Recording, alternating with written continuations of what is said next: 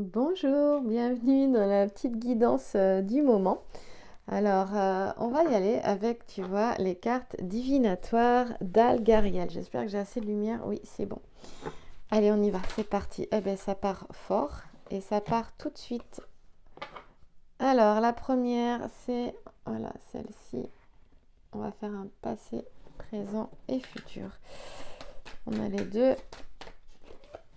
Et voilà. Oh, on a quelque chose qui est... Je ne sais pas si tu connais ce jeu, mais moi, il m'a toujours beaucoup apporté, beaucoup inspiré. Il t'emmène vraiment dans quelque chose de très mystique, de très spirituel aussi, de très profond, hein. Pour moi, il est vraiment relié à l'inconscient, ce jeu-là aussi. Et là, on va commencer par le gardien de la nuit, ce hibou, cette chouette. Moi, ça me fait penser à une chouette. C'est celui qui œuvre en secret dans l'ombre. Voilà, il y a cette notion-là. Alors, il représente aussi la période de l'adolescence, hein. Il y a cette notion de recherche d'identité. Donc, je te rappelle que là, on est dans le passé ici, hein.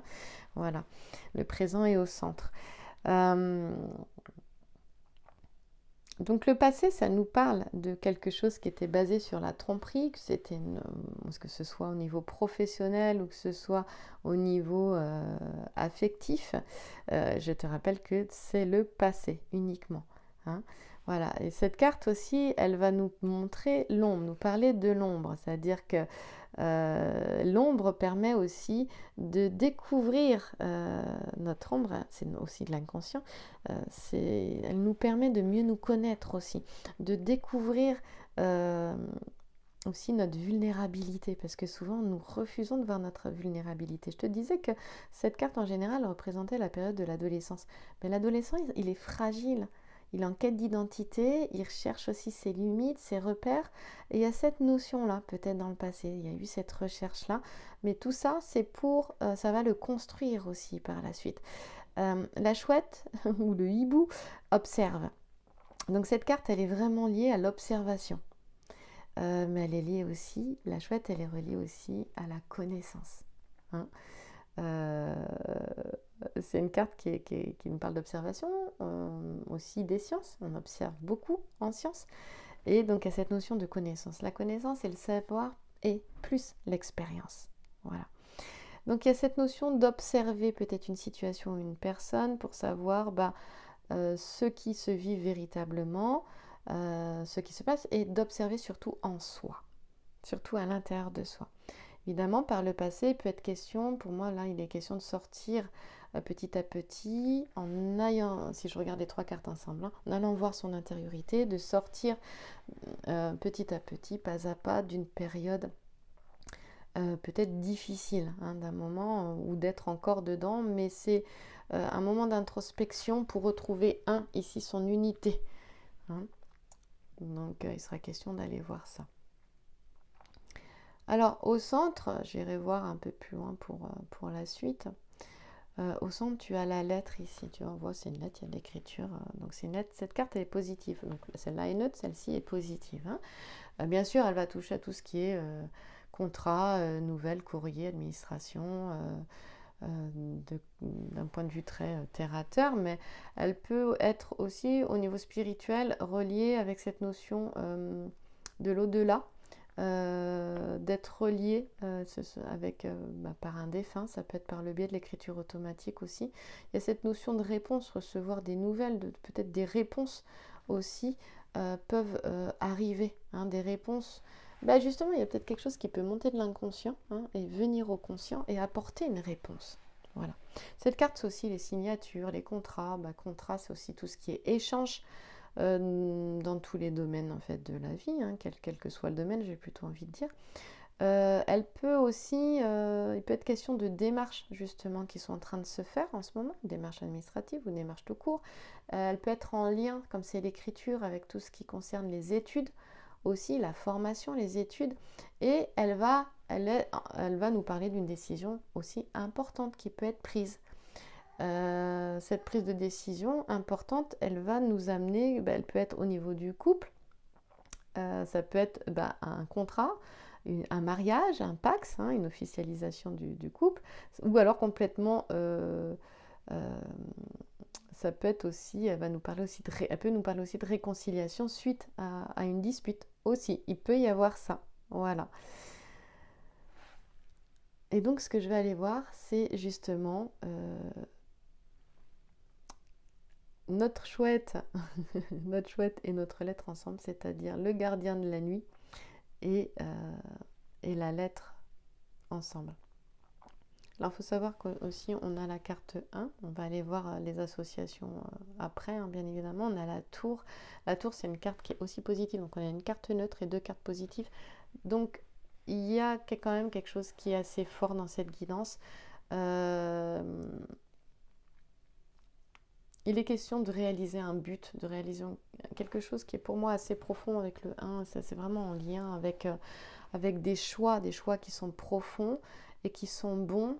On parlait de décisions importantes à prendre ici, hein, en ce moment, qui seront bons pour le futur ici. Hein. Voilà. Alors, la carte ici, elle peut représenter la maison, hein, le lieu d'habitation. Et au niveau affectif, eh ben, il a été question peut-être aussi, on pourrait sur une relation, bon, je vais partir sur une relation affective, mais une relation qui a évolué petit à petit, où les difficultés sont dépassées. Ici, on a quelque chose de plutôt sombre. Il y a cette notion de choix, de décision. Donc effectivement, on ne parlait pas de rupture ici. Hein. La rupture, elle aurait eu lieu ici, voilà, par le passé. Et dans ce cas-là, que c'était un bon choix, ça permettait d'aller vers autre chose. Mais là, on a 2 cartes qui nous parlent quand même, qui sont positives au niveau affectif, qui représentent vraiment quelque chose de stable, un amour qui est puissant, qui est fort, un aboutissement. Ça nous parle beaucoup de l'aboutissement d'une relation. Donc peut-être que les choses ont été compliquées par le passé. Il y a eu des choix, des décisions à prendre. Et vraiment, il y a cette notion d'avancer, de transformation dans un duo, dans un couple. Et il y a cette notion de sincérité, de confiance. Hein. Même si ce n'était pas forcément évident avec le gardien de la nuit ici, pas du tout même, il était question plutôt de se méfier et de se poser des questions ou d'être dans le doute, mais il y a eu une évolution. Alors évidemment, pour certaines personnes, il y a peut-être eu la fin de quelque chose aussi, hein, d'une relation. Alors je parle dans le domaine affectif, mais ça peut être dans le domaine professionnel aussi, bien évidemment. Donc quand on a le gardien de la nuit avec la lettre, c'est sûr que on peut ici recevoir de mauvaises nouvelles. Et donc, il y a eu un choix à faire.